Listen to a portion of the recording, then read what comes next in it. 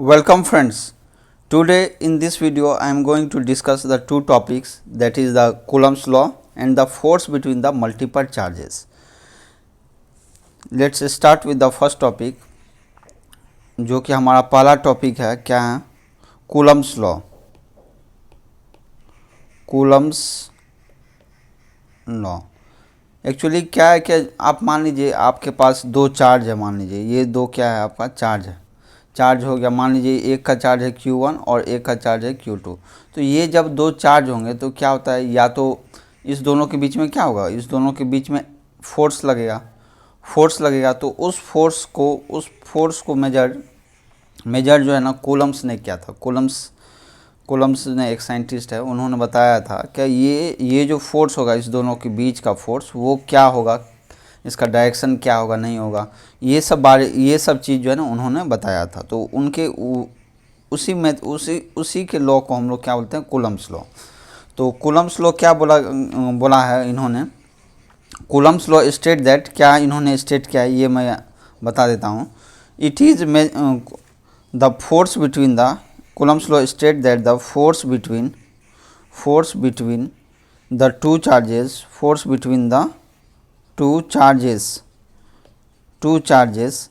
and force between the two charges is inversely proportional to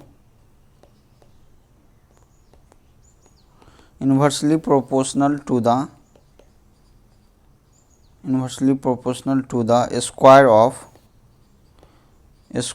the distance between the charges and directly proportional to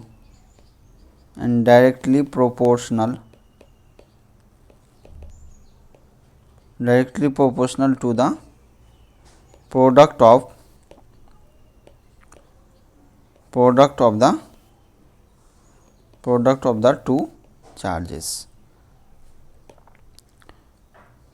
the two charges and acted along the line joining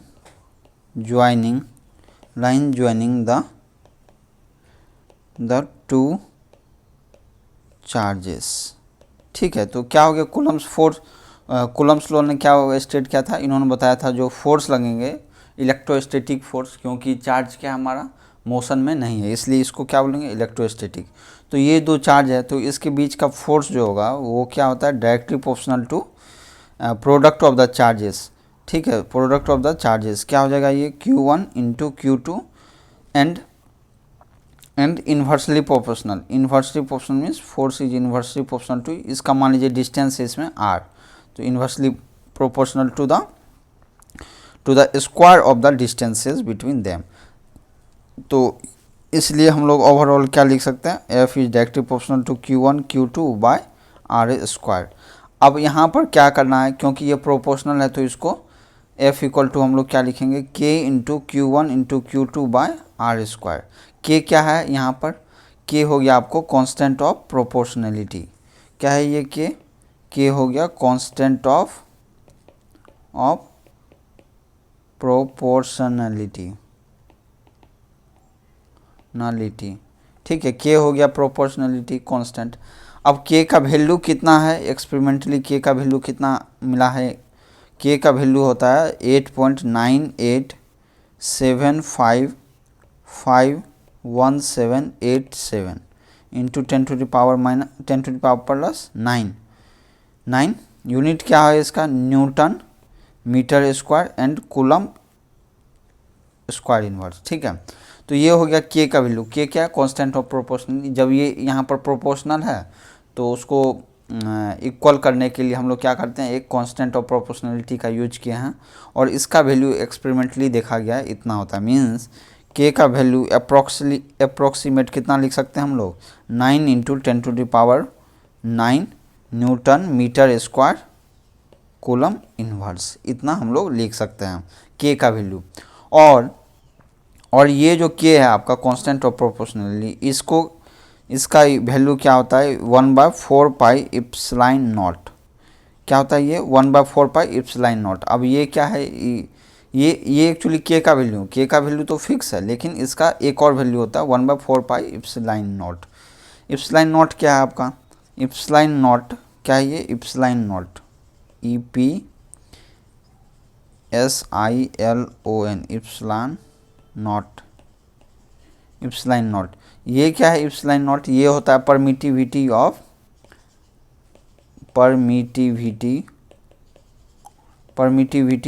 free space. अब देखिए ये जो दो charge रखे हैं, ये दो charge मान लीजिए Q1 Q2 जो है, ये क्या है, ये अगर चार्ज है तो इसमें क्या है, फोर्स लग रहा है। मान लीजिए ये दोनों चार्ज क्या वैक्यूम में, मीन्स कोई मीडियम नहीं है, क्या है, कोई मीडियम वैक्यूम है, ठीक है। तो एयर का मान लीजिए मीडियम है, ये जो फ्री स्पेस है, मान लीजिए फ्री स्पेस है, उस मीडियम में ये चार्ज है। तो उस मीडियम में जो चार्ज है, ठीक है, अगर इसमें मान लीजिए दूसरा मीडियम दीजिएगा, कुछ और ही मीडियम दीजिएगा और उसमें अगर चार्ज लिख दीजिएगा, तो उसके अनुसार जो है ना उसका फोर्स चेंज होगा, ठीक है। मीन्स फोर्स मीडियम पे भी डिपेंड करता है, आप किस टाइप का मीडियम में रखे हो चार्ज को, उसके ऊपर भी डिपेंड करता है। और ये परमिटिविटी ऑफ फ्री स्पेस क्या हो गया, इप्सिलॉन नॉट। मान लीजिए ये चार्ज किस में रखा हुआ है, यहाँ पर जो दो चार्ज है ये रखा हुआ है आपको फ्री स्पेस में, तो इसलिए हम लोग यहाँ पर इप्सिलॉन नॉट लिए हैं, ठीक है। तो ये समझ में आया ना। तो k इक्वल टू क्या आ गया, constant of proportional equal to 1/4 pi epsilon naught. Epsilon naught क्या है, ये परमिटिविटी ऑफ फ्री स्पेस होता है, ठीक है। अब देखिए from here what we can calculate epsilon naught, जो कि परमिटिविटी ऑफ फ्री स्पेस है, उसका वैल्यू क्या आ जाएगा, k इंटू 4 पाई होगा, 4 पाई इंटू के हो जाएगा। और ये इसका वैल्यू कितना होता है, आप पुट कर दीजिए k का वैल्यू, तो इप्सिलॉन नॉट का आता है approx value 8.854 into 10⁻⁻12 coulomb square newton inverse metre inverse 2, ठीक है। तो ये क्या हो गया 8.85 इंटू 10⁻12 भी याद करने से होगा, ठीक है। इप्सिलॉन नॉट का ये वैल्यू होता है, ठीक है। ये समझ में आया ना। अब देखिए ये जो फोर्स है R क्या हो गया, R is the distance between the charges, F is the force जो कि इस दोनों पे लगेगा, ठीक है। अब देखिए अगर ये दोनों चार्ज Q1 Q2 अगर सेम, Q1 Q2 क्या है आपका, अगर दो चार्ज हैं Q1 एंड Q2, अगर ये दो चार्ज है, ठीक है, दो चार्ज है ना, अगर मान लीजिए अब सेम साइन का है, अगर ये सेम चार्जेस है, सेम साइन चार्जेस है, सेम साइन है, मीन्स दोनों पॉजिटिव है या दोनों निगेटिव है, तो क्या होगा, फोर्स ऑफ क्या होगा, रिपल्सन फोर्स लगेगा, रिपल्सिव फोर्स। मीन्स दोनों एक दूसरे को क्या करेगा, रिपेल, मीन्स दोनों फोर्स लगाएगा, तो ये भी इधर जाएगा, ये भी इधर जाएगा। तो इस टाइप का सेम अगर साइन होगा तब, वही अगर अपोजिट साइन रहेगा तो क्या होगा, दोनों चार्ज क्या करेगा, अट्रैक्ट करेगा। फॉर एग्जांपल प्लस माइनस रहेगा तो वो दोनों क्या करेगा, अट्रैक्टिव फोर्स होगा, ठीक है, अट्रैक्ट करेगा एक दूसरे को। मीन्स ये अट्रैक्ट करेगा तो ये भी इधर जाएगा, ये भी इधर जाएगा, दोनों अट्रैक्ट करेगा force, that is the attractive force. समझ में आया ना। ये हो गया आपको फोर्स के बारे में। अब यहाँ पर एक और force between the two point charges, यहाँ पर क्या होगा, पॉइंट चार्जेस। अब ये पॉइंट चार्जेस क्या होता है, तो पॉइंट चार्जेस क्या होता है आपको, पॉइंट चार्जेस क्या होता है, ऐसा चार्जेस जिसका internal radius means size, internal radius जो साइज होते हैं वो आपको क्या होगा, बहुत ही छोटा होगा then the distance between charges means size, और we can say radius internal radius जो होता है चार्जेस का, वो क्या होता है, बहुत ही छोटा होता है देन द डिस्टेंस। मीन्स दो अगर ये चार्ज है, दो चार्ज है, इस दोनों का डिस्टेंस मान लीजिए आप स्मॉल r, और इसका मान लीजिए रेडियस जो होता है x मान लीजिए, और इसका भी रेडियस x मान लीजिए, और अगर आपका x is very less than r होगा तो आपका क्या हो जाएगा, ये आपका हो जाएगा पॉइंट चार्जेस, इसी क्या बोलते हैं हम लोग, पॉइंट। मीन्स पॉइंट जैसा दिखेगा, वो तो ऑब्वियस है। अगर मान लीजिए बहुत दूर से आप किसी भी छोटा चीज़ को आप देखिएगा तो वो क्या पॉइंट की तरह ही दिखता है, तो उसको क्या बोलते हैं हम लोग, पॉइंट चार्जेस। ठीक है, तो ये क्या हो गया, ये कूलम्स लॉ हो गया, ये क्या हो गया, कूलम्स लॉ। अब कूलम्स ने इस मीन्स ये जो इक्वेशन है, F is directly proportional to product of charges या फिर इन्वर्सली प्रोपोर्शनल टू डिस्टेंस, ये कैसे मिला उनको। तो उन्होंने क्या किया है, उन्होंने यूज किया है, एक्सपेरिमेंट किया था किसके मदद से, टोरसन बैलेंस, किसके मदद से, टोरसन बैलेंस। टोरसन बैलेंस ये क्या होता है, टोरसन बैलेंस के हेल्प से उन्होंने क्या किया था, मेजर किया था for measuring the force between. Torsion balance क्या है, टोरसन बैलेंस क्या है, is a sensitive device which is used by the coulombs device to measure the electric forces या फिर electrostatic forces, measure the force। और इसी टोरसन बैलेंस का बाद में भी यूज किया गया, वो क्या निकालने के लिए, gravitational force between the to charge, उसको भी मेजर करने के लिए इनका भी यूज किया गया। ठीक है, तो टोरसन बैलेंस क्या होता है, ये यूज किया गया किसके लिए, to it is sensitive device to measure the forces. कैसा होता है मैं अभी दिखाऊंगा। ठीक है, और एक बात है यहाँ पर, ठीक है, तो टोरसन बैलेंस देखिए क्या होता है, ये इस टाइप से होता है टोरसन बैलेंस। ये क्या है आपको, टोरसन बैलेंस होता है, इस टाइप का सेटअप है इसका। इसमें क्या है, ये टोरसन हेड हो गया, ये हेड हो गया आपको, ये ग्लास ट्यूब का बना होता है। उसके बाद टोरसन, ये फाइबर, ये जो बीच में जो वायर है, वायर मीन्स थोड़ा सा जो धागा बोला जाए, ये क्या है, फाइबर, टोरसन फाइबर बोलते हैं। और ये लीड है, ये वाला लीड हो गया आपको। ये सिलिंड्रिकल ग्लास है, नीचे वाला जो पोर्शन है ये क्या है, सिलिंड्रिकल ग्लास केस। ठीक है, और यहाँ पर क्या किया गया, यहाँ पर जो है ना एक नीडल हो गया, यहाँ पर एक नीडल होता है। ठीक है, यहाँ पर एक नीडल का यूज किया गया और यहाँ पर बैलेंस का यूज किया गया। ठीक है, बैलेंस क्या हो गया, इस पे इस टाइप का बैलेंस है। एक साइड तो आपको स्पेयर लगा कनेक्टेड है और एक साइड भी एक है। ठीक है, एक साइड क्या है, ब्रास डिस्क, एक साइड क्या है, ब्रास डिस्क, इस टाइप का दोनों कनेक्टेड रहता है। ठीक है, एक स्ट्रिंग की हेल्प से। अब क्या करना है, अब क्या है, यहाँ पर जो है ना एक यहाँ पर जो है ना ये ब्रास डिस्क यहाँ पर है। ठीक है, तो अब इसको क्या करना है यहाँ पर, अब इस ब्रास डिस्क को क्या करना है हम लोग को, ये तो समझ गए ना, सेटअप इस टाइप का होता है। इसमें क्या किया उन्होंने, क्या नाम, कूलम्स जो साइंटिस्ट थे उन्होंने क्या किया है, ये जो ब्रास डिस्क था उनको, ये पहले तो नॉर्मल न्यूट्रल कंडीशन था, पहले क्या था, ये कोई भी चार्ज नहीं था। तो क्या हुआ था, ये और ये दोनों क्या होता एक जगह पर था। ठीक है, बैलेंस कंडीशन पे था। लेकिन अब उन्होंने क्या किया, उनको उठा के एक जो चार्ज बॉडी है, मान लीजिए एक है सर्कल, ये स्पेयर है, ए बॉडी है। ठीक है, और जो हमारा जो डिस्क है वो मान लीजिए डी है। तो इस पे मान लीजिए चार्ज कितना है, क्यू चार्ज है। तो ये क्या किया, इस दोनों को एक साथ कंबाइन किया, एक दूसरे को क्या किया, कांटेक्ट कर दिया। तो ए हो गया, डी हो गया। जब ये कांटेक्ट कर देगा तो Q/2 इस पे आ जाएगा और Q/2 इस पे आ जाएगा। जब इसको सेपरेट कीजिएगा तो ये क्या हो जाएगा, Q/2 और ये Q/2 हो जाएगा। ये ए हो गया आपका, डी हो गया। मीन्स अगर किसी भी आप मेटालिक बॉडी को अगर एक साथ कांटेक्ट में लागो तो क्या हो जाता है, चार्ज इक्वली डिस्ट्रीब्यूट हो जाता है। चार्ज क्या होता है, डिस्ट्रीब्यूट हो जाता है। बहुत इंपॉर्टेंट पॉइंट है ये।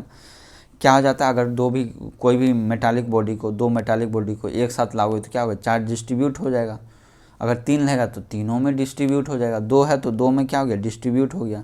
मीन्स आधा चार्ज इस पे होगा, हाफ चार्ज इस पे होगा। ठीक है, तो अब क्या हो गया, डी पे कितना हो गया, Q/2 हो गया। तो अब इसको Q/2 चार्ज को क्या करेंगे, हम अंदर में ले जाएंगे। ठीक है, जो ग्लास केस है उसमें ले जाएंगे। तो वो इस टाइप से हो जाएगा।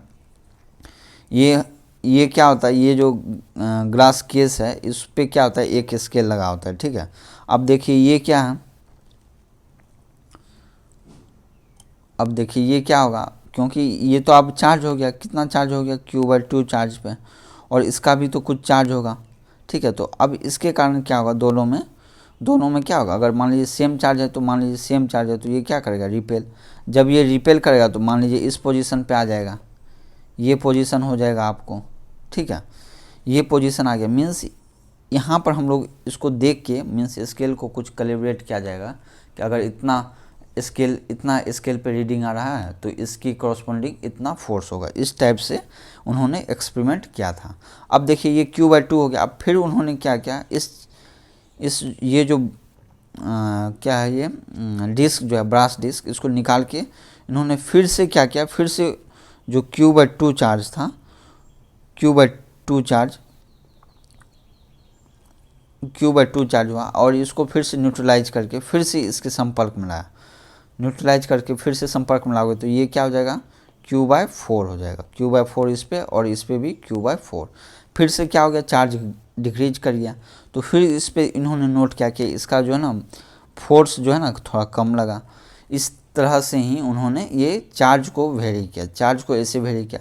और उसके बाद क्या किया, इस दोनों का चार्ज के बीच को डिस्टेंस जो है उसको भी उन्होंने क्या किया, डिस्टेंस को भी वेरी किया। और उनको ये पता चला कि ये जो है डिस्टेंस से क्या होता है, डिस्टेंस से स्क्वायर इन्वर्सली प्रोपोर्शनल है और ये चार्ज का जो है प्रोडक्ट होता है। तो इस टाइप से उन्होंने means by using the torsion balance उन्होंने इस फोर्स वाला जो इक्वेशन है उन्होंने इस पे अचीव पहुँचे हैं, ठीक है। एक पॉइंट और है, जो हमारा फोर्स है दैट इज क्या है, Q1 into Q2 into K is a constant of proportionality by R² है। मान लीजिए let Q1 equal to Q2 equal to 1 coulomb है, क्या है, कूलम।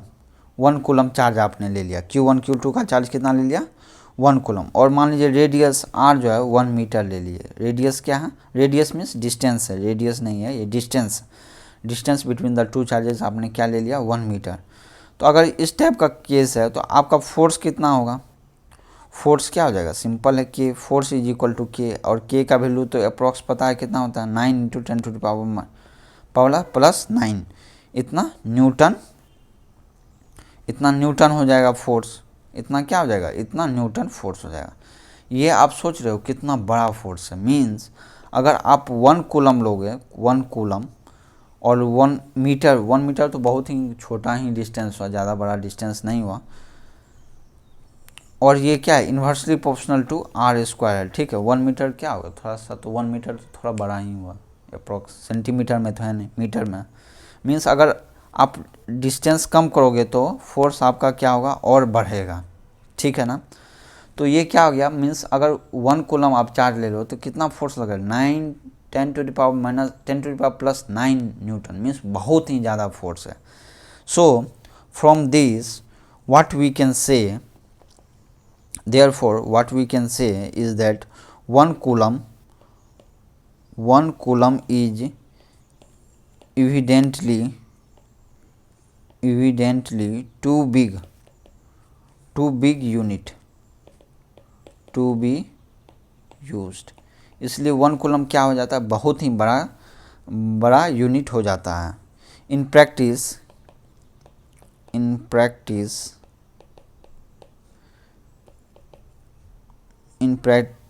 इन इलेक्ट्रोस्टैटिक्स ये जो F है ये क्या हो गया, इलेक्ट्रोस्टैटिक फोर्स, क्योंकि दोनों चार्ज क्या है आपका, ये दोनों चार्ज क्या है, इलेक्ट्रोस्टैटिक मीन्स मोशन में नहीं है, स्टैटिक है, ठीक है। So in electrostatic one uses smaller units like 1 milli coulomb और 1 माइक्रो कूलम। अब देखिए मिली मीन्स क्या हो गया, मिली हो गया 10⁻³ हो गया, और माइक्रो का मतलब हो गया, ये माइक्रो का साइन होता है, माइक्रो का कितना होता है 10⁻⁶। मिली का हो गया 10⁻⁻3, और अगर माइक्रो रहा तो 10⁻⁶ कूलम। समझ रहे ना, ताकि फोर्स जो होगा थोड़ा कम लगेगा और उसको हम लोग इजीली हैंडल कर पाएंगे, ठीक है। तो this is all about your Coulomb's law. अब देखिए ये तो हो गया कूलम्स लॉ, और ये टॉर्सन बैलेंस मैंने बता दिया। अब देखिए, अब देखेंगे हम लोग क्या देखेंगे, कूलम्स लॉ इन वेक्टर उस वन का ही सब सेक्शन पार्ट है। क्या है ये? Coulomb's law in the vector notation. ये बहुत इंपॉर्टेंट कंसेप्ट है, Coulomb's law in vector notation. अगर आपको ये वीडियो अच्छा लगा तो आप कमेंट सेक्शन में कमेंट करें और लाइक करें, और इस चैनल को वन स्टॉप फॉर ऑल, इस चैनल को ज़रूर सब्सक्राइब कर ले ताकि आपको लेटेस्ट अपडेट जल्दी मिले। ठीक है, तो Coulomb's law in vector notation ये क्या है? मीन्स अब देखिए क्या है। कूलम्स लॉ तो मैंने जनरली बता दिया क्या होता है जनरल में, लेकिन कूलम्स लॉ तो फोर्स क्या है आपको? Force is nothing but the vector quantity है। क्यों वेक्टर है? क्योंकि फोर्स पे क्या होता है? डायरेक्शन भी होता है और मैग्नीट्यूड भी होता है, इसलिए ये क्या वेक्टर क्वांटिटी है। अगर ये वेक्टर है तो वेक्टर का एक रूल है। क्या ये कौन सा? वेक्टर एडिशन क्या फॉलो करता है? Parallelogram of vector addition follow करना है। यदि कोई भी क्वांटिटी अगर वेक्टर है तो वो क्या फॉलो करता है? वो उसको ऐड करना है तो किसको यूज करेंगे? Parallelogram of vector addition. ठीक है, तो Coulomb's law in vector notation in the vector form में क्या होगा वो हम लोग डिराइव करेंगे। उससे पहले कुछ कंसेप्ट है वेक्टर के, कुछ कंसेप्ट है वेक्टर अलजेब्रा, वेक्टर मैथमेटिक्स का। क्या क्या है वेक्टर का? देखिए वेक्टर क्या है आपको पता चल गया ना। इसमें फर्स्ट है आपको पता होना चाहिए पोजीशन वेक्टर क्या होता है। क्या है ये? Position vector. पोजीशन वेक्टर क्या होगा? मान लीजिए आप स्पेस है ना, ये मान लीजिए स्पेस से किसी भी स्पेस को हम लोग क्या x and Y 2D diagram है, 3D नहीं है, तो एक्स एक्सिस और वाई एक्सिस में हम लोग डिनोट करते हैं। और एक रेफरेंस मान लेते हैं ये ओरिजिन ओ जैसा। मान लीजिए कोई एक पॉइंट है, पी पॉइंट है, ये पॉइंट आप ले लिया। ठीक है, इसका कोऑर्डिनेट मान लीजिए x1, y1 है। ठीक है, कोऑर्डिनेट पी का। तो अब बताइए इसका पोजीशन वेक्टर क्या होगा? पोजीशन वेक्टर ऑफ पी का क्या होगा? पोजीशन वेक्टर का मतलब होता है जो भी पॉइंट है पी, उसका जो है ना लोकेशन क्या है विथ रेस्पेक्ट टू ओ। तो ओ के रेस्पेक्ट में पी का लोकेशन क्या है? x1, y1। ठीक है, तो ये क्या हो गया आपको? पोजीशन वेक्टर, इसी को हम लोग बोलते हैं।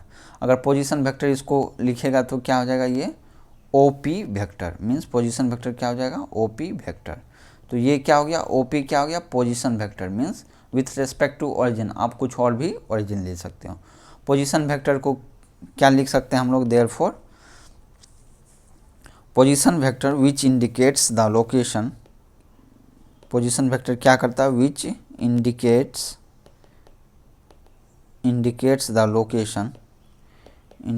the location of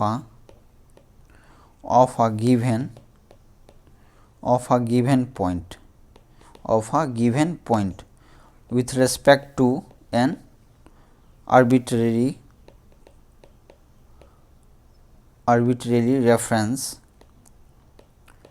reference point, say at origin. कोई भी आप रेफरेंस ले सकते हो, लेकिन हम लोग यहाँ पर क्या लिए हैं? ओरिजिन लिए हैं। ठीक है, तो यहाँ पर पोजीशन वेक्टर क्या हो गया? पी का पोजीशन वेक्टर हो गया ओपी वेक्टर। समझ गए ना? ये ओपी वेक्टर क्या हो गया? Position vector. ओ का कोऑर्डिनेट क्या होता है? 0,0 और पी का मान लीजिए x1, y1। तो ये हो गया पोजीशन वेक्टर। समझ गए ना? मीन्स कोई भी पॉइंट है उसको हम लोग किसके रेस्पेक्ट में लिखेंगे? ओरिजिन के रेस्पेक्ट में। तो वो क्या हो जाएगा? Position vector. ठीक है, ये सिंपल पोजीशन वेक्टर हो गया। मान लीजिए आपको इसी कोऑर्डिनेट में, ये कोऑर्डिनेट है, ठीक है, एक्स वाई कोऑर्डिनेट है। यहाँ पर मान लीजिए दो पॉइंट है, एक पॉइंट यहाँ है, एक पॉइंट यहाँ है। एक पॉइंट ए है मान लीजिए और दूसरा पॉइंट बी है। ये क्या हो गया? ओरिजिन। तो क्या हो जाएगा position vector? Position vector of O, ये तो ओ हो गया, ओ एक लिख सकते हैं। पोजीशन वेक्टर क्या हो जाएगा? ओ ए पोजीशन वेक्टर हो जाएगा। सो ओ ए वेक्टर क्या हो गया? पोजीशन वेक्टर ऑफ ए। मान लीजिए इसको R1 वेक्टर मान लीजिए। क्या है ये? R1 क्या है?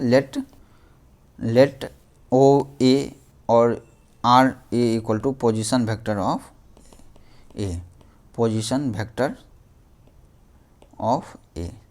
सिमिलरली क्या लिख सकते हैं हम लोग, ओ बी इक्वल टू क्या होगा, R2 डैश। मान लीजिए लेट, ये भी क्या है, लेट ही है, तो ओ बी डैश क्या होगा, position vector of B.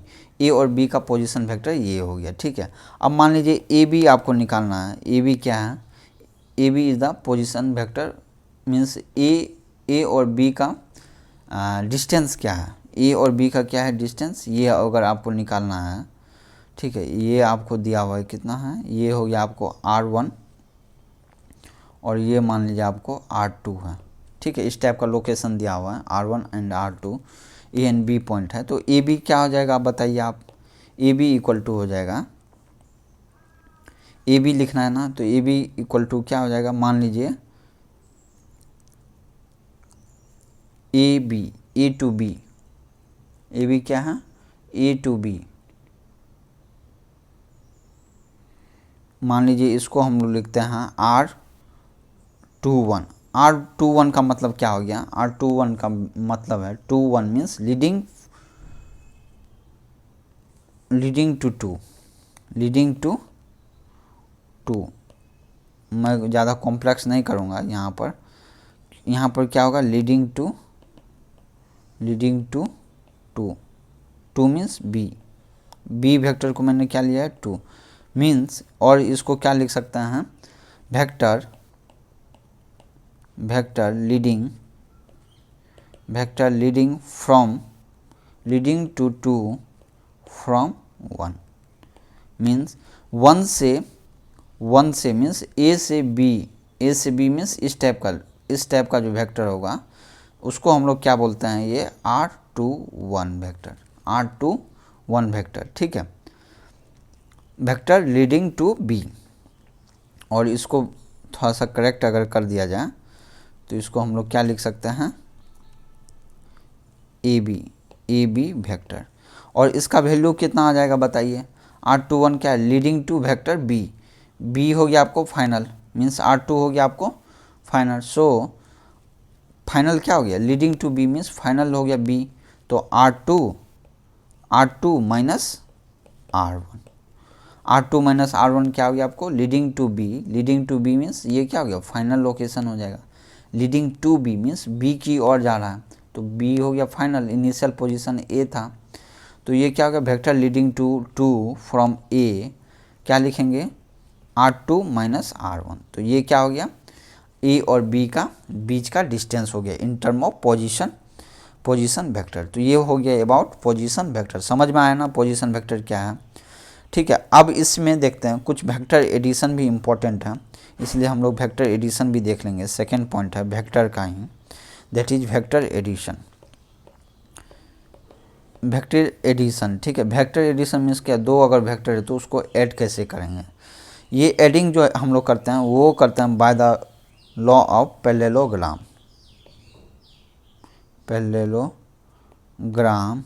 Law of vector addition,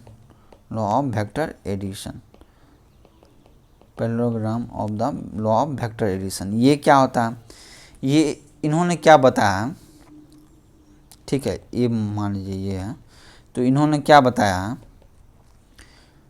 if two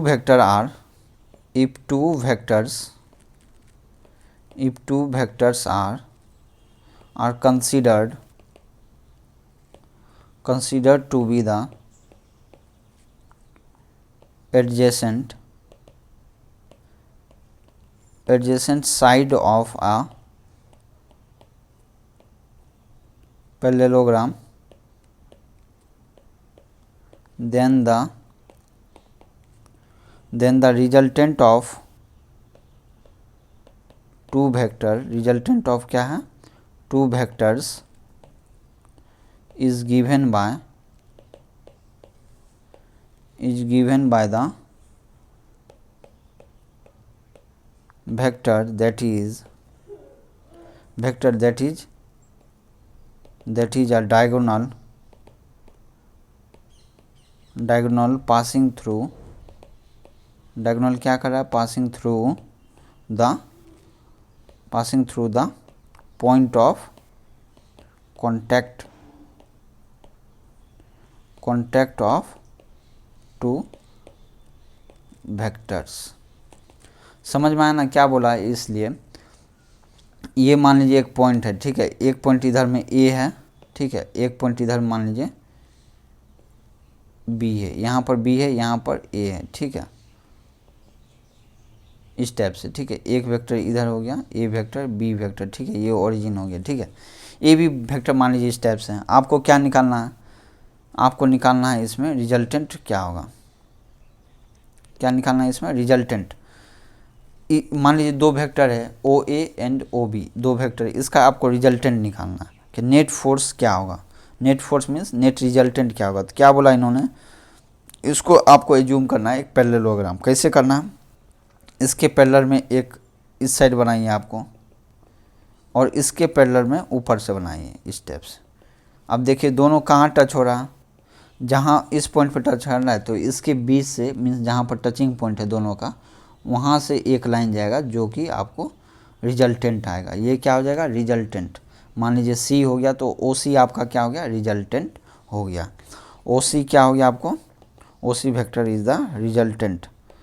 ये क्या आ जाएगा? रिजल्टेंट। समझ गए ना? ये हो गया parallelogram.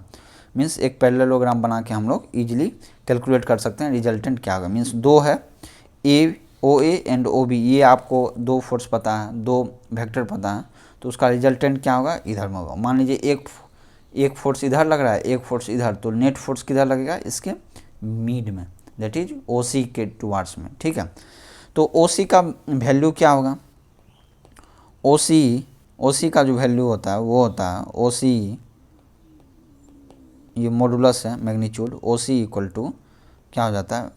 Square root O A का मैग्नीट्यूड का स्क्वायर, ये क्या? मैग्नीट्यूड का स्क्वायर, सब कुछ का मैग्नीट्यूड लेना है, ओ ए का स्क्वायर, ओ बी का square, plus 2 O A into O B into cos of theta. इसका मतलब थीटा हो गया ये दोनों के बीच का angle. Means theta is the angle between two vectors, ठीक है। तो थीटा हो गया एंगल, तो क्या होगा? अगर सी का वैल्यू निकालना है ओ सी का, तो वो क्या होगा? स्क्वायर रूट ऑफ ये ओ ए का स्क्वायर प्लस ओ बी का square plus 2 O A into 2 O B into cos theta. ये सिंपल आप निकाल सकते हो इसका। अब मान लीजिए ओ सी जो है एंगल बनाता है ओ बी से अल्फ़ा एंगल बनाता है। क्या बनाता है? किसके साथ? ओ सी किसके साथ एंगल बनाता है? ये ओ बी के साथ। ओ बी के साथ कितना एंगल बनाता है? अल्फ़ा। तो अल्फ़ा का वैल्यू क्या हो जाएगा? अल्फ़ा का वैल्यू होता है tan alpha equal to B C, B to C जो लाइन है, बी टू सी ये वाला जो लाइन होगा, ठीक है, बी टू सी जो भी आपका डिस्टेंस होगा B to C into sine theta, ठीक है, B to C sine theta divided by O B plus B C cos theta. ये आपका सिंपल सा फॉर्मूला है। तो ये बहुत ही इंपॉर्टेंट है, रिजल्टेंट आपको कैसे निकालना है, इट इज़ वेरी इंपॉर्टेंट। और ये टेन अल्फ़ा भी अगर याद कर ले तो अच्छी बात है, ठीक है।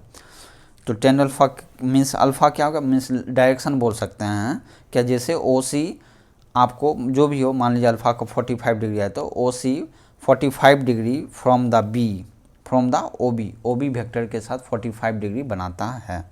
इस टाइप से आप डायरेक्शन बता सकते हो। ये तो मैग्नीट्यूड बताएगा और ये आपको डायरेक्शन बताएगा। ये क्या हो गया? Parallelogram law of vector addition. ये तो सिंपल वाला था कि दो वेक्टर दिया हो उससे रिजल्टेंट कैसे निकलेगा। नाउ इसी का ही थोड़ा एक और टाइप होता है, that is the triangular law of vector addition. ये भी क्या होता है कि पैरेललोग्राम जैसा ही है, लेकिन उसी का सिंपलीफाइड वर्जन आप बोल सकते हो। दोनों सेम ही है एक्चुअली, अगर आप देखोगे तो। देखो इसमें क्या है, तो इसमें क्या है? When magnitude and direction of the two. देखिए इसमें क्या बोलना है, इसमें triangular law of vector addition में क्या होता है? व्हेन दोनों सेम ही है, ठीक है, दोनों सेम ही होता है, एक दूसरे से आप डिराइव भी कर सकते हो, ठीक है। When the magnitude and direction of two vectors can be represented by two sides of a triangle in same order, in same क्या है, इन सेम ऑर्डर, एक ही ऑर्डर में, मीन्स ए टू बी जा रहा है, बी टू सी, इस type का order. The resultant is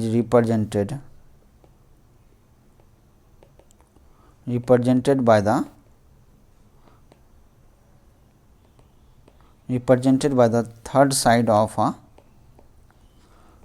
the triangle in opposite order,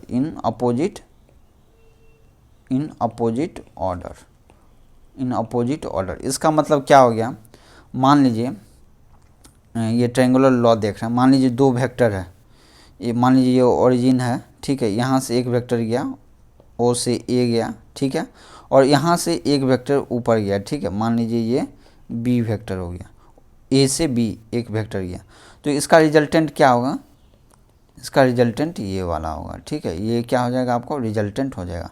अब देखिए ऑर्डर क्या है, when the magnitude direction two vector represented by two side of triangle, मान लीजिए ये क्या है, ट्रायंगल हो गया, एक साइड हो गया आपको ओ ए और एक साइड हो गया ए बी, दो हो गया side of a triangle in same order means O से ए जा रहा है, ए से बी जा रहा है, मीन्स एक ही डायरेक्शन में प्रोग्रेस कर रहा है, सेम ही डायरेक्शन है, एक ही डायरेक्शन है ना इसका, सेम ऑर्डर, इसलिए इसको क्या बोलते हैं हम लोग, सेम ऑर्डर बोलते हैं, ठीक है, ये सेम ऑर्डर हो गया.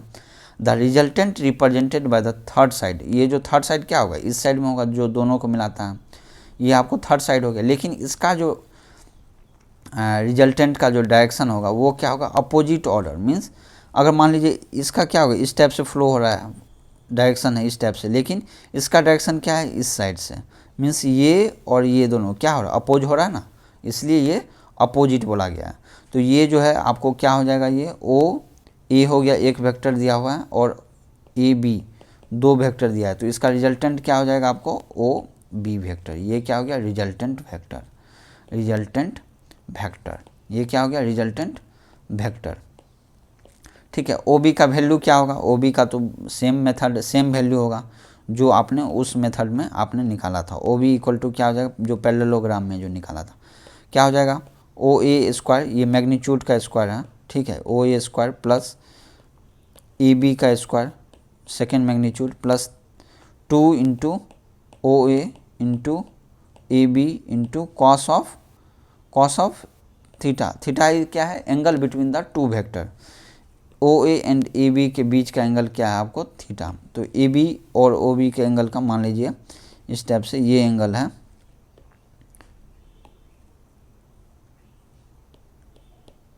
ये एंगल मान लीजिए थीटा, ये एंगल क्या है, थीटा. ओ ए हो गया ऐसे, तो मीन्स ऐसे ही होता है, और ए बी ऐसे हो गया, तो एंगल कितना हो गया, कॉस थीटा. तो ये आपको क्या दे देगा, ओ बी का वैल्यू. मैग्नीट्यूड समझ गए. और मान लीजिए डायरेक्शन के लिए निकालना है, मान लीजिए अल्फ़ा, ओ ए के साथ कितना एंगल बनाता है हमारा रिजल्टेंट अल्फ़ा, तो हम लोग क्या लिखेंगे, टेन अल्फ़ा इक्वल टू क्या लिखेंगे बताइए, ओ ए बी है ना, ये क्या है, ये ए बी है आपको, ए बी. अब देखिए ना ये क्या हो जाएगा, अल्फ़ा ऐसे ले लिया आपने, इसका डेरिवेशन भी इजी है, कोई वो नहीं, प्रॉब्लम नहीं है, ठीक है. तो कुछ इस टाइप से होगा आपको, ये आपको थीटा हो गया, ये हो गया अल्फ़ा, और ये हो गया ओ, ये हो गया बी, ये हो गया ए, ठीक है, और ये हो गया पॉइंट मान लीजिए कुछ भी सी मान लीजिए, ठीक है. तो इस केस में क्या हो जाएगा, ये अगर थीटा है तो ये डिस्टेंस कितना हो जाएगा, इसको ए बी हॉरिजेंटल कंपोनेंट क्या होता है, कॉस, और वर्टिकल कंपोनेंट साइन में आ जाता है, कोई इस टाइप से थीटा एंगल है, तो इसका ये मान लीजिए एक्स है, तो ये जो हॉरिजेंटल कंपोनेंट होगा ये क्या होगा, एक्स कॉस थीटा होता है, और यदि वर्टिकल कंपोनेंट लेना है तो एक्स साइन थीटा, समझे ना, ये होता है, ठीक है, सिंपल है ये. तो ये क्या हो जाएगा, A B into sine theta हो जाएगा, ये होगा ना, ए बी साइन थीटा हो जाएगा, ए बी साइन थीटा हो जाएगा, और ये नीचे का जो ए सी है ये क्या हो जाएगा, ए बी कॉस थीटा. तो हमारा क्या हो जाएगा 10 alpha, 10 alpha means this height by base, height by base क्या हो जाएगा, हाइट कितना हो गया आपको A B into sine theta divide by base, base कितना हो जाएगा ओ ए, ये क्या है O A plus A B cos theta means same as the above formula. So ये आपका हो गया रिजल्टेंट, रिजल्टेंट के लिए 2 हो गया। अगर मान लीजिए सेम ऑर्डर में है तो ट्रेंगल के हिसाब से क्या होगा, वो अपोजिट ऑर्डर में आपको रिजल्टेंट निकाल सकते हैं, और पैरेललोग्राम का भी आप यूज कर सकते हैं। This is all about your vector addition. Now अब हम चलते हैं, हमारा जो टॉपिक था, क्या था हमारा टॉपिक बताइए, ये Coulomb's law in the vector notation, Coulomb's law in the vector notation, जो क्या था हमारा topic, Coulomb's law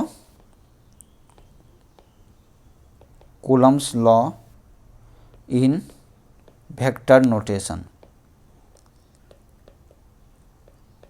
Coulomb's law in vector क्या है ये नोटेशन।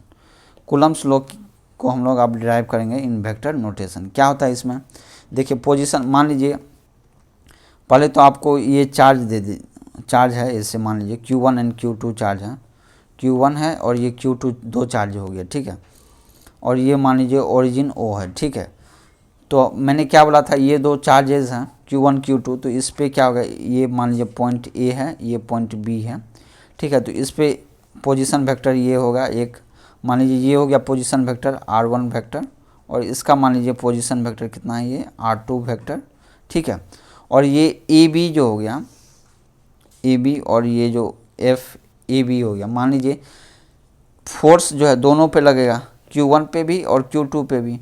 Q1 पे फोर्स मान लीजिए किसके कारण लगेगा, ये लगेगा ड्यू टू B, तो मान लीजिए इसको फोर्स ऑन किस पे है, 1 पे है, तो 1 ड्यू टू 2, F12 हो गया ये।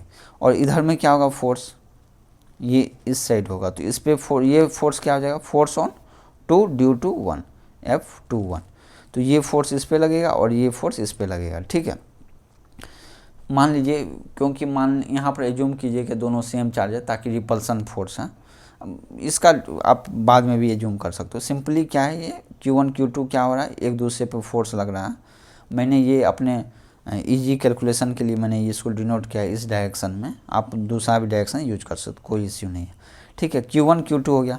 अब मान लीजिए इसके बीच का जो डिस्टेंस है उसको मान लीजिए आप R21 क्या हो जाएगा, R21 means distance toward 2, distance toward क्या है 2, डिस्टेंस टुवार्ड 2 फ्रॉम 1, तो डिस्टेंस टुवार्ड 2 है, तो R2 मीन्स ये क्या फाइनल है, तो R2 minus R1 position vector का टर्म में हम लोग लिख सकते हैं। तो ये हो गया आपको डायग्राम, सिंपल सा डायग्राम है ये, दो पॉइंट चार्जेस हैं Q1 Q2 और इस पे फोर्स का डायरेक्शन दिया हुआ है।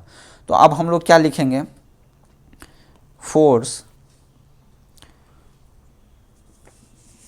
तो इसमें क्या होगा बताइए, फोर्स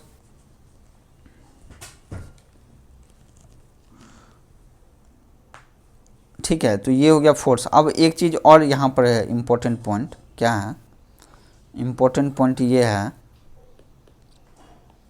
एक टर्म होता है यूनिट वेक्टर, क्या होता है ये यूनिट वेक्टर, ये क्या होता है unit vector, the direction of a vector is specified by a unit vector. Unit vector से हम लोग क्या कर सकते हैं, along the vector, ठीक है। The direction of a vector is specified by unit vector along the vector. तो यूनिट वेक्टर को कैसे लिखते हैं, ये कैप से जो होता है वो यूनिट वेक्टर होता है, ठीक है, आपने मैथमेटिक्स में पढ़ा होगा। ये क्या होता है यूनिट वेक्टर, जो आपका वेक्टर दिया है डिवाइड बाय इसका जो मैग्नीट्यूड होगा, ठीक है। तो ये क्या हो जाता है, यूनिट वेक्टर होता है। यूनिट वेक्टर क्या हो जाता है, specify unit vector along. Unit vector का हम लोग यूज क्यों करते हैं, क्योंकि ताकि ये इजी कैलकुलेशन हम लोग को कर देता है, ठीक है, कैलकुलेशन हम लोग को इजी हो जाता है, इसलिए हम लोग यूनिट वेक्टर को यूज करते हैं, ठीक है। यूनिट वेक्टर क्या हो गया, is specify a unit vector along the vector. Means जैसे यहाँ पर देखिए R21 है ना, R21 क्या है ये, R21 तो हो गया आपको वेक्टर ही है, vector leading to means position means distance हो गया between A and B, leading from to 1 है ना, leading from 1 to leading to 2 leading to point second point that is B from A, तो उसको हम लोग क्या बोलते हैं, R21 बोलते हैं। R21 का यूनिट वेक्टर क्या हो जाएगा, R21 यूनिट वेक्टर के लिए हम लोग कैप का यूज करते हैं, ये वाला कैप, इक्वल टू क्या हो जाएगा, R21 vector divided by mod of R21। तो ये हमारा यूनिट वेक्टर होता है, ठीक है, समझ में आया ना। अब देखिए अब क्या होगा, डायरेक्शन तो अब मैंने बता दिया सब कुछ आपको, मैं यहाँ पर ये क्लियरली भी लिख देता हूँ। F12 क्या है, F12 force on Q1 due to Q2, ये सब इसलिए लिखता हूँ। सिमिलरली फॉर F21 क्या हो जाएगा, force on Q2 due to Q1, ठीक है। उसी तरह से R21 क्या है, R21 हो गया आपको वेक्टर टू फ्रॉम 1 से मीन्स ए पॉइंट से टुवार्ड्स द बी के और है टुवार्ड्स द बी, ये हो गया डिस्टेंस। इस टाइप का जो डिस्टेंस होगा, डायरेक्शन जो पोजीशन, इसका डायरेक्शन क्या है, A to B means A towards B, इसलिए R21 R12 वेक्टर क्या हो जाएगा, ये हो जाएगा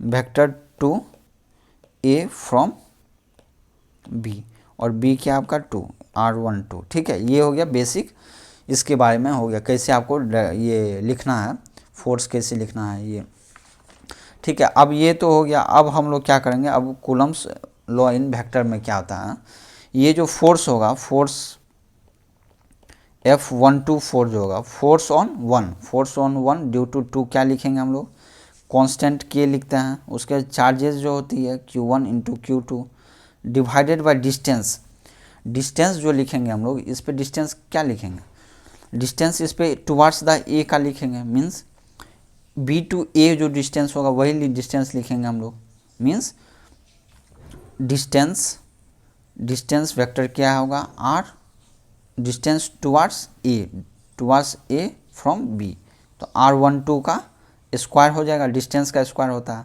और इसका डायरेक्शन कैसे है फोर्स का, मैंने क्या बोला था, फोर्स का डायरेक्शन होता है, डायरेक्शन ऑफ इसका जो डायरेक्शन क्या होता है, direction acting along the line joining the two charges, means along उसी के यूनिट वेक्टर के अलोंग होगा, so along the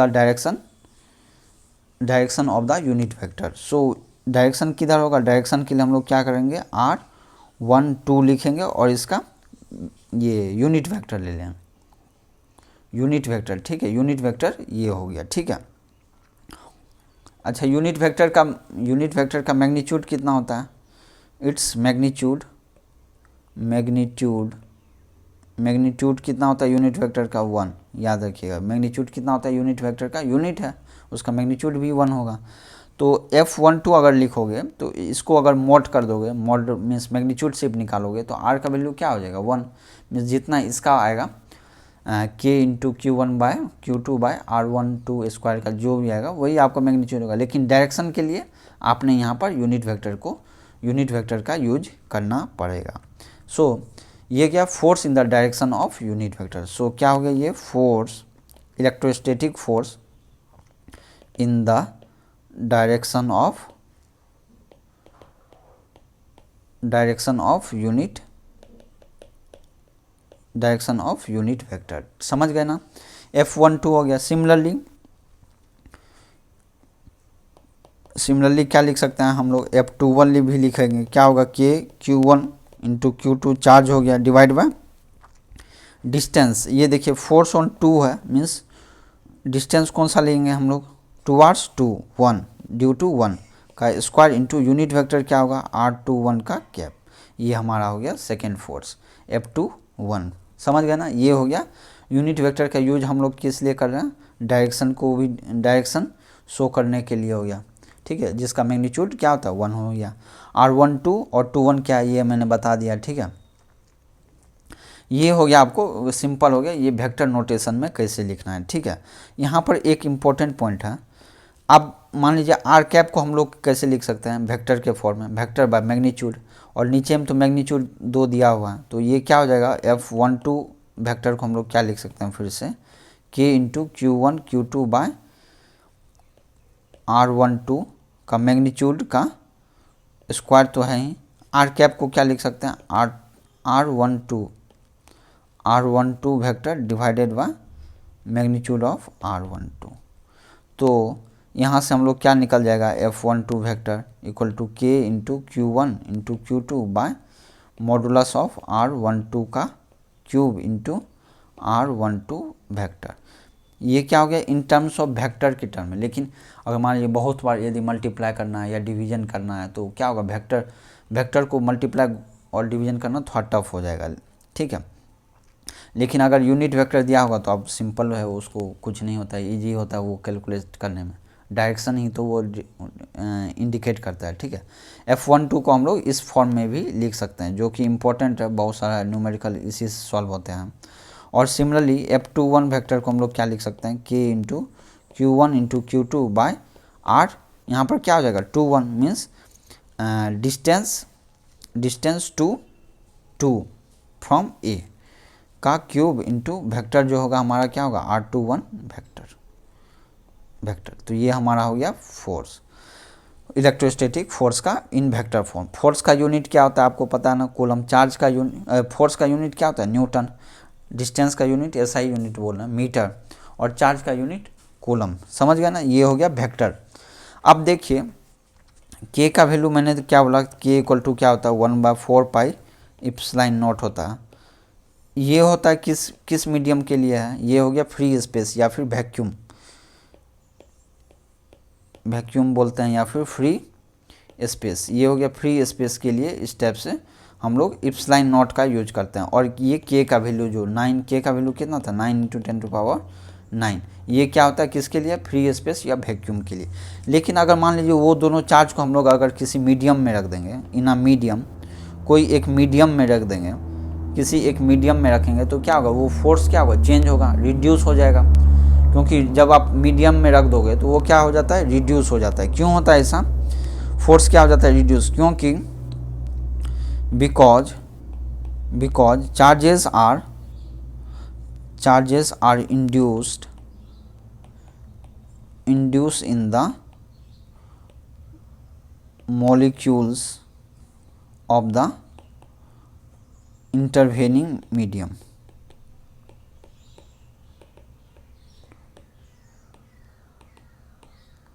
charge induce, ये हम लोग अभी पढ़ेंगे नेक्स्ट चैप्टर में, ठीक है। इंटरवेनिंग जो मीडियम होगा उसमें क्या हो जाए चार्ज इंड्यूस हो, जिसके कारण से क्या होता है फोर्स हमारा रिड्यूस हो जाता है बाय मल्टीपल चार्जेस। का मतलब क्या हो गया, ये ओरिजिन है एक्स एक्सिस वाई एक्सिस हो गया। मान लीजिए एक चार्ज यहाँ पर Q1 है, एक चार्ज यहाँ पर Q2 है, एक चार्ज यहाँ पर Q3 है, और एक चार्ज यहाँ पर मान लीजिए Q4 है, और एक चार्ज यहाँ पर Qn है। बहुत सारा चार्ज है, ठीक है, बहुत सारा चार्ज है। तो अब सबका पोजीशन वेक्टर आपको पता होगा, तो आपको निकालना है ये जो Q1 है इस Q1 पे चार्ज कितना होगा, ठीक है। सभी पॉइंट चार्ज है, पॉइंट चार्ज क्या पता है पहले ही बताया था मैंने। तो मान लीजिए इस पे क्या लगेगा Q2 के कारण क्या लगेगा, इसके कारण इस साइड फोर्स लगेगा, ठीक है। मान लीजिए ये हो गया Q2 के कारण, तो ये क्या हो गया फोर्स ऑन 1 ड्यू टू 2, ये हो गया। अब इसके कारण फोर्स किधर लगेगा, इस साइड लगेगा, तो ये क्या हो गया force on 1 due to n जो चार्ज है उसके कारण। फोर्स ऑन 1 ड्यू टू 4 क्या होगा, ये होगा F(1) due to 4, and F3 क्या होगा, ये हो जाएगा फोर्स ऑन 1 ड्यू टू 3। इस टाइप से हम लोग फोर्स को इंडिकेट कर रहे हैं। तो ये जो F12, 13, 14, 1n है, इसका जो रिजल्टेंट फोर्स होगा, जो भी रिजल्टेंट होगा, इसका रिजल्टेंट क्या होगा, पैरेललोग्राम मेथड लगाओगे तो पैरेललोग्राम लगाओगे तो क्या होगा, इसका इधर हो जाएगा और इसका इधर, तो इसका रिजल्टेंट इधर आ जाएगा, ठीक है। इसका रिजल्टेंट किधर होगा बताइए, इसका रिजल्टेंट कुछ अप्रोक्सीमेट इस साइड में होगा, ठीक है। और इसका रिजल्टेंट जो होगा वो किधर होगा, इसका और इसका रिजल्टेंट क्या होगा,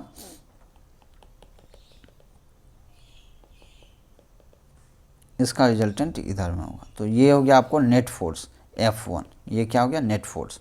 समझ में आया ना।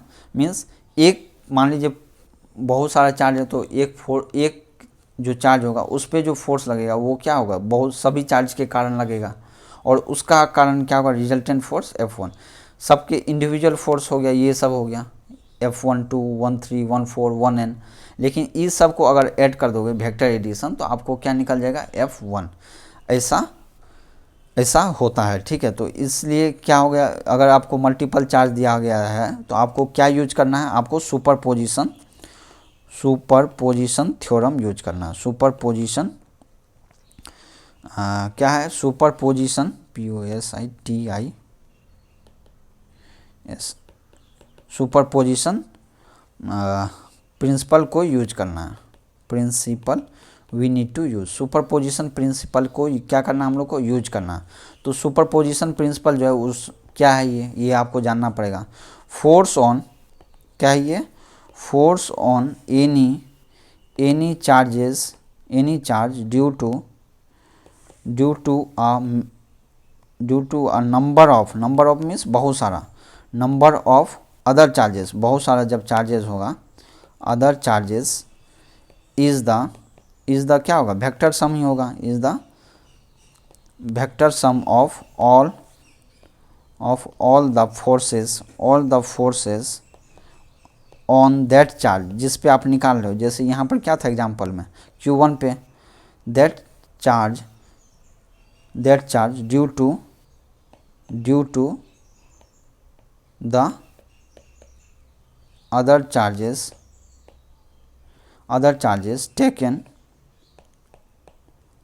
taken one at a time। ये आपका हो गया सुपरपोजिशन थ्योरम। मीन्स एक चार्ज पे निकालना है, Q1 पे निकालना है, तो आपको इंडिविजुअली जो है ना एक एक चार्ज जो है, जो अदर चार्ज है उसके कारण क्या क्या फोर्स है, उसको सिंपली हम लोग क्या कर देंगे, वेक्टर एडिशन। तो वो हमारा सुपरपोजिशन प्रिंसिपल बोलता है। ऐसा क्यों होता है, it is due to the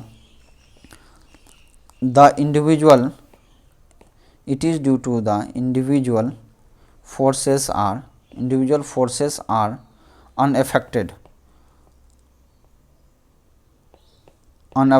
due to the presence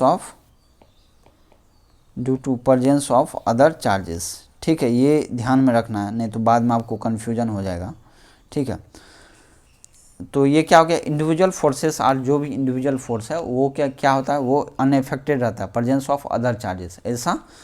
ऐसा यही आपका बेस्ड है। इसी प्रॉपर्टी पे जो है ना, ये हमारा क्या हो जाता है, इसी प्रॉपर्टी पे हमारा सुपरपोजिशन प्रिंसिपल बेस्ड करता है, ठीक है। समझ गए ना, ये हमारा सिंपल सा वो हो गया, ठीक है। तो अब हम क्या लिख सकते हैं, तो नेट फोर्स जो होगा हमारा क्या होगा, सुपरपोजिशन थ्योरम से F1 इक्वल टू क्या हो जाएगा, F12 plus F13 vector plus F14 vector plus dot dot dot dot plus F1n vector, ठीक है। अब ये जो F12, 13, 14, 1n है, ये सब का वैल्यू हम लोग को पता है। क्या हो जाएगा, F1n का वैल्यू क्या हो जाएगा, K कांस्टेंट जो होता है K into Q1, 1 and n के बीच लग रहा है तो 1 into n divided by distance क्या है, r टुवार्ड्स 1 फ्रॉम n का स्क्वायर इंटू r1n वेक्टर। ये हो जाएगा F1n। And similarly for F2, 13, 14 को लिख सकते हैं। देयरफॉर यहाँ पर पुट कर दीजिए, तो ये क्या हो जाएगा, फोर्स क्या हो जाएगा आपको, Q1 क्या होगा, इसमें भी क्या होगा, F12 क्या होगा बताइए, K into Q1 into Q2 by R12 square into R12 cap. तो Q1 क्या होगा, सब में कॉमन आएगा, इसलिए Q1 आपका क्या होगा, आउटसाइड हो जाएगा, इंटू K भी आपको कांस्टेंट हो गया तो कॉमन हो गया, और जो बाकी बचा समेशन लिखना, I इक्वल टू 2 से शुरू होगा, ये क्या है 2 डिस्टेंस है, 2, 3, 4 डॉट डॉट डॉट n तक जाएगा, इसलिए I equal to 2 to n जाएगा, बचेगा Q I divided by R. R को क्या लेना, 1 इंटू आई का square into R of 1 I का कैप। तो ये आपका हो गया नेट फोर्स। समझ गए ना, ये हो गया आपको vector means forces between the multiple charges का फॉर्मूला। सिंपल है, कुछ नहीं करना है, जितना फोर्स का वैल्यू निकालना है और सिंपली वेक्टर एडिशन से ऐड कर देना है। ठीक है, that is all about your multi force between the multiple charges. Now write some notes which is related to these topics, that is Coulomb's force law। Superposition क्या है, superposition theorem किस पे बेस्ड करता है, सुपरपोजिशन प्रिंसिपल किस पे based है, principal is based on the property that the force with which the two charges attract or repel each other are not affected by the presence of other charges, not affected by the presence of other charges of other charges। ठीक है, इस पे superposition theorem based है। Second point क्या है, Coulomb's force law, और इसको बोलते हैं इलेक्ट्रिक फोर्स या फिर आप बोलते हैं इलेक्ट्रोस्टैटिक फोर्स जो है F E, and gravitational force जो है एफ जी दोनों में क्या क्या डिफरेंस है और सिमिलरिटी क्या है। देखिए दोनों क्या, both follow the same inverse rule, both क्या फॉलो कर रहा है, इन्वर्स स्क्वायर लॉ दोनों फॉलो करता है। ठीक है, नंबर 1। सेकेंड क्या है, एफ जी आपका क्या है, ओनली वन साइन होता है, one sine, that is it is always क्या होता है, अट्रैक्टिव होता है। ग्रेविटेशनल फोर्स जो है एफ जी ग्रेविटेशनल फोर्स हो गया, और ई एफ ई क्या है, इलेक्ट्रोस्टैटिक फोर्स, और ये क्या होता है, बोथ साइन होता है। बोथ साइन मीन्स अट्रैक्टिव भी हो सकता है एंड रिपल्सिव भी हो सकता है। सो ये दोनों में अंतर हो गया।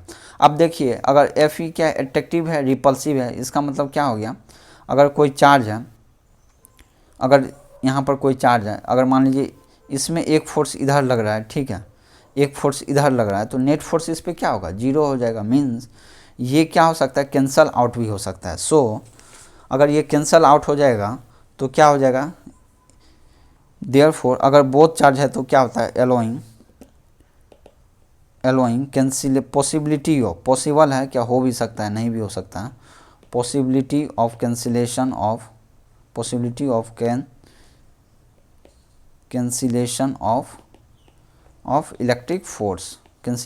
इलेक्ट्रिक फोर्स, बट क्या है, सो ग्रेविटी जो होता है, ग्रेविटी डिस्पाइट बीइंग और क्या होता है, एफ जी इज बहुत ही कम होता है देन द एफ ई का वैल्यू जो है बहुत ही सेम, अगर पैरामीटर्स रखे, सेम चीज़ रखे, तो F E means electrostatic force जो है ज़्यादा होता है हमेशा ग्रेविटेशनल फोर्स के कारण। So gravity despite being a much weaker force ही है, weaker force can be a dominating force हो सकता है, डोमिनेटिंग फोर्स इन नेचर, समझे। इसलिए क्या होता है कि अब देखो ग्रेविटी में क्या हो गया, ये तो हमेशा एट्रैक्टिव ही होगा, एडिटिव ही होता है, लेकिन ये इलेक्ट्रोस्टैटिक फोर्स का अट्रैक्शन भी होता है, रिपल्सन भी होता है, जिसके कारण से क्या होता है, न्यूट्रलाइज कर सकता है, लेकिन ग्रेविटी में है नहीं। इसलिए ग्रेविटी का वैल्यू कम भी होने के बावजूद भी वो क्या होता है, वो हो सकता है कि आपका इलेक्ट्रोस्टैटिक फोर्स से ज़्यादा हो जाए। क्यों, because of the attraction and repulsion. ठीक है, this is all about your F E and F G. Now third point क्या है आपका, इलेक्ट्रिक फोर्स जो है, इलेक्ट्रोस्टैटिक फोर्स या फिर कूलम्स फोर्स जो लिखते हैं एफ ई, ये क्या होता है, it is action reaction pair में ये हमेशा रहता है, एक्शन रिएक्शन पेयर में हमेशा एक्ट करता है। जैसे मैंने ऊपर में बताया था ना, F12 और F21 दोनों सेम ही होगा। ठीक है, that is the two charges exert equal and opposite force on each other. मान लीजिए दो चार्ज है Q1 एंड Q2, तो ये क्या करेगा, एक तो इसके कारण से फोर्स होगा तो इधर लगेगा, ठीक है, इसके कारण से और इसके कारण से इस पे फोर्स लगे तो ये इधर लग गया, तो क्या हो गया, दोनों इस पॉइंट पे अगर मान लीजिए यहाँ पर निकालना है तो इसके कारण इधर फोर्स होगा, इसके कारण इधर, मीन्स नेट फोर्स जो है ना दोनों क्या होता है, इक्वल एंड अपोजिट ही होता है इसमें, ठीक है। इक्वल एंड अपोजिट मीन्स अगर F12 आप लिखे और अगर कोई दूसरा चार्ज नहीं है तो आप क्या लिख सकते हो, F21, दोनों का वैल्यू क्या होगा, बराबर ही होगा लेकिन अपोजिट डायरेक्शन में होगा। सो ये क्या हो गया, न्यूटन्स थर्ड लॉ का भी फॉलो करता है। So work done,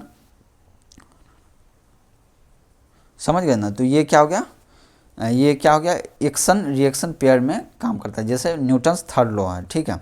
number 4th point क्या है, इलेक्ट्रोस्टैटिक फोर्स जो है एफ ऑफ ई, ये क्या होता है, कंजर्वेटिव नेचर होता है। क्या होता है ये, conservative in nature. Conservative in nature का मतलब क्या हो गया, ये जो है ना, work done by an electrostatic force due to the presence of an electric field depend on initial and final position independent of the independent of path का इंडिपेंडेंट है, इसलिए क्या है, कंजर्वेटिव फोर्स है F of E. Number 5th point क्या है, Coulomb's law जो है, अगर मीडियम अगर आप यूज किए हो तो कूलम्स फोर्स लॉ क्या हो जाता है बताइए, 1/4 pi epsilon naught into epsilon E into Q1 Q2 by R square into जो भी R12 कैप मान लीजिए ये।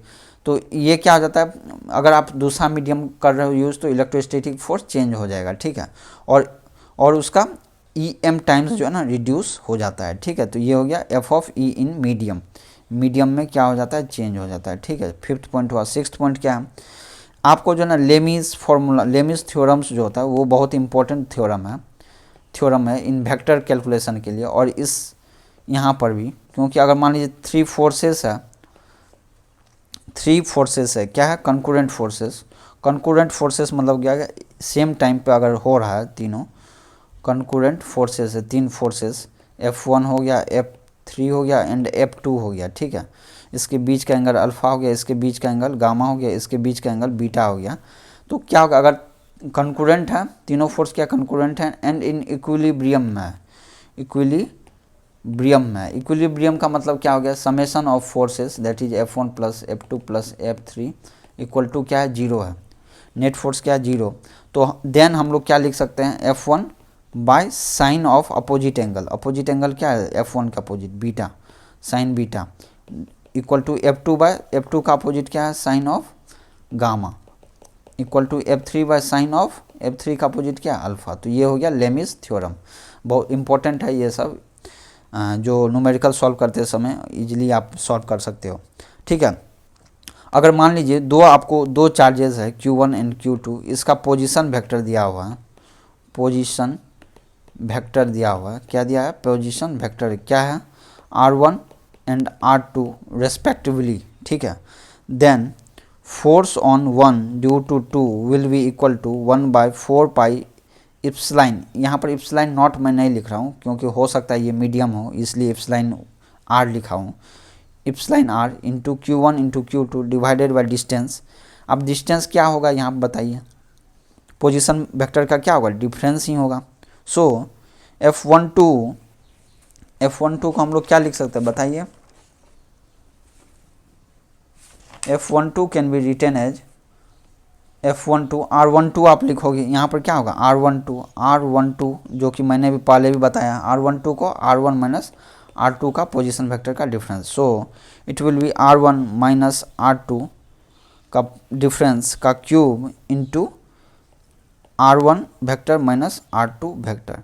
ये आप सिंपली आप सॉल्व कर सकते हो directly from this formula, you can solve number of questions. So these are the notes and so if you, अगर आपको कोई भी डाउट है तो आप कमेंट सेक्शन में कमेंट करें, और इस चैनल को वन स्टॉप फॉर इस चैनल को ज़रूर सब्सक्राइब करें। आज के लिए बस इतना ही, थैंक यू।